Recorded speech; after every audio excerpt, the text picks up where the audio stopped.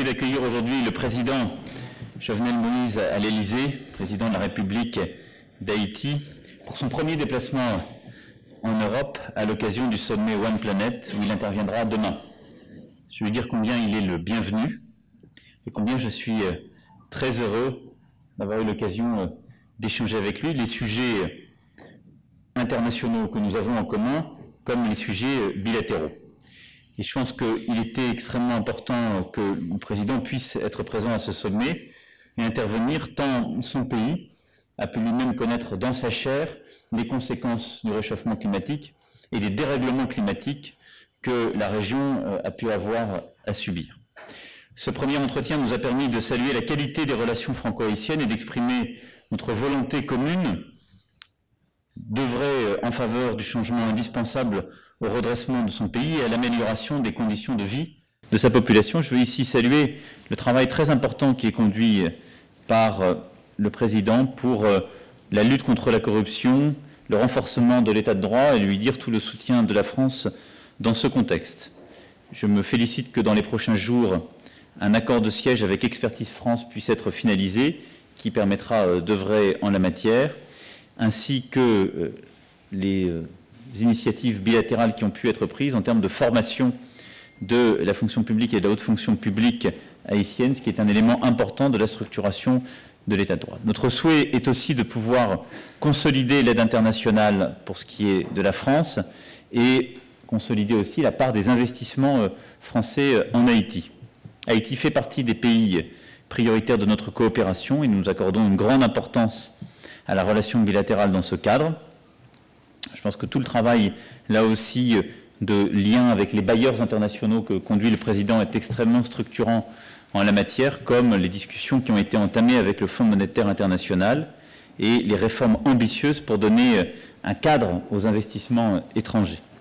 La France, par le truchement de l'Agence française de développement, s'est concentrée sur 3 secteurs prioritaires: l'éducation, la bonne gouvernance et la lutte contre les effets du changement climatique. En matière d'éducation, le plan d'action établi en 2015 sera intégralement exécuté, avec 50 millions d'euros annoncés. Et en matière de changement climatique, le travail conduit depuis 2 ans a permis d'aboutir au Fonds vert, justement un projet d'adaptation et de gestion des bassins versants pour 30 millions de dollars. Et Haïti pourrait devenir à ce titre l'un des premiers, si ce n'est le premier pays, à obtenir un projet d'adaptation dans le cadre de ce fonds vert. Nous sommes convenus d'accélérer en la matière le travail pour, en termes de travaux publics, en termes d'électrification, accélérer la coopération bilatérale qui permettra là aussi d'arriver à la réalisation de projets concrets.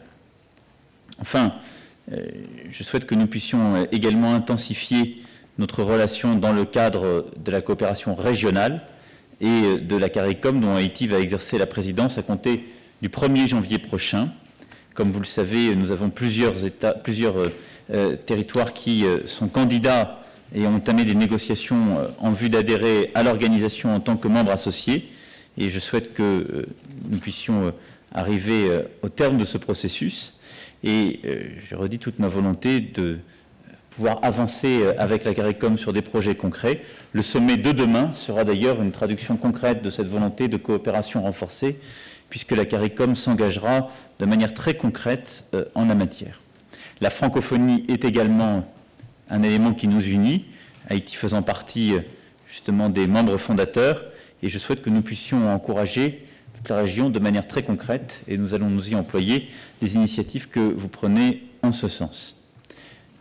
Je redis ici au président tout notre souhait que des entreprises françaises viennent davantage investir en Haïti. Nous allons les y pousser par des initiatives ponctuelles et des accompagnements. Et je crois que toutes les réformes que vous êtes en train de conduire sur à la fois l'état de droit, le cadre d'investissement et la modernisation de l'économie permettront d'œuvrer en ce sens de manière efficace. Voilà le contenu des échanges que nous venons d'avoir et qui permettront de scander le travail des prochains mois et qui nous permettent de redire au président toute la joie que nous avons d'accueillir ici à Paris, toute la détermination qui est la mienne de pouvoir agir ensemble pour son pays et agir ensemble contre le réchauffement climatique. Merci d'être là, Président. Merci.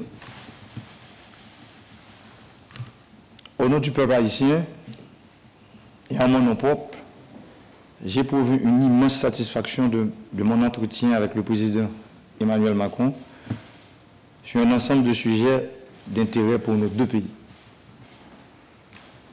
Haïti et la France possèdent des liens forts d'amitié et de solidarité. Nous partageons pleinement la vision exprimée par le président Macron.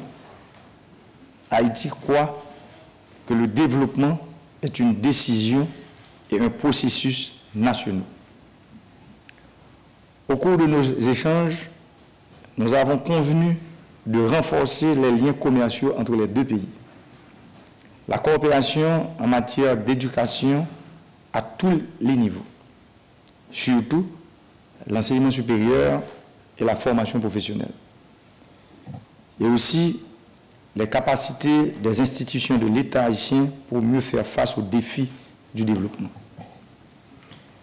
J'en profite pour saluer le leadership et l'engagement profond du président Macron pour la tenue du sommet sur le financement de l'action climatique. 2 ans après l'accord historique de Paris sur le changement climatique. Haïti soutient fortement cette initiative et entend, au cours de sa présidence tournante de la CARICOM de janvier à juin 2018, œuvrer pour l'adoption de mécanismes sous-régionaux pour permettre aux États insulaires de mieux adapter leur économie et leur environnement aux effets du changement climatique. Vous pouvez compter sur nous.